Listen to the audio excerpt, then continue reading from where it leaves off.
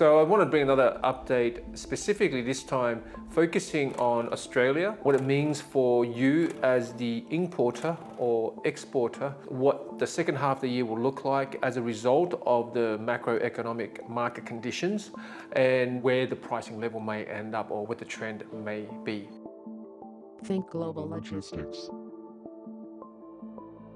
We are still hungover from our COVID spendings. The prices of goods as well as supply chain costs has risen dramatically. Some of these reasons on why that has happened I've covered in some of my videos in the past, so please check those out to allow yourself a better understanding why we found ourselves into this current inflationary environment that the world is in. Obviously right now, Reserve Bank in Australia and around the world have increased the interest rate, and there will be another rate coming. It's already making an impact on the average mortgage holder. They want to cool off the market so the inflation goes down. Inflation is still with us because let's not forget, the data which the Reserve Bank uses for their rate tracks back towards the last 18 months.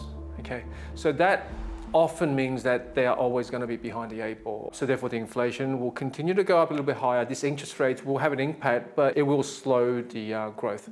But I also, on the school of thought that growth was going to naturally reduce anyway. The Northern Hemisphere is coming into this summer now. There's going to be a lot of tourism. So there's going to be a lot of discretionary spending when we're traveling and what have you. So that will keep the economy or the growth in the hospitality sectors very strong. Don't forget, we've all been locked down for the better part of the last 2 years. So regardless whether there is a recession, inflation, or any really, or an invasion by aliens, we're going to want to get out, right? Coupled with the only thing that is very solid at the moment, which is the strong labor market, will keep the growth relatively robust. Okay, albeit yes, we might not buy certain things in our households anymore, but in other areas we will still spend because we've never been paid so well and yet still have such lack of labor to satisfy the local economies. Most economies are fully employed or have very, very low unemployment rates. We've been paid very, very well compared to previous years. Yes, we're paying more on some goods and what have you now, but people can absorb that.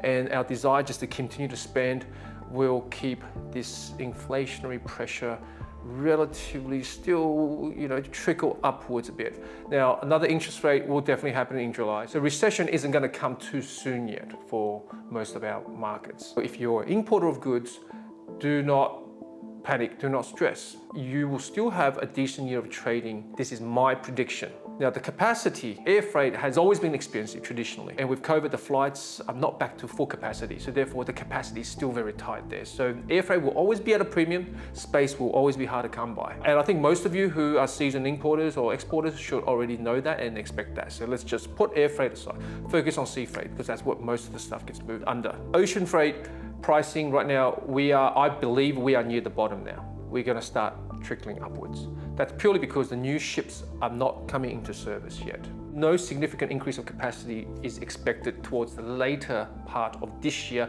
and into 2023 in the next 2 years.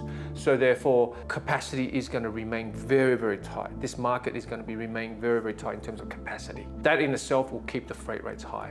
And the current downturn is simply due to the first reactions to the rate rises and all the importers and holding back, not buying as much, and as well China COVID zero policy, nothing's coming out and production is gone to zero, so there's no demand. Now China's opening up again, right? So with China opening up, capacity not being increased and still a crunch there, you're going to have a natural upward pricing pressure as a result. Given that, my prediction right now is we will have maybe a slight uptick, if not status quo in terms of current pricing, which I feel, I sincerely believe is the bottom of pricing. Doesn't matter where you ship from now. Then come back end of July, rates will start going back up.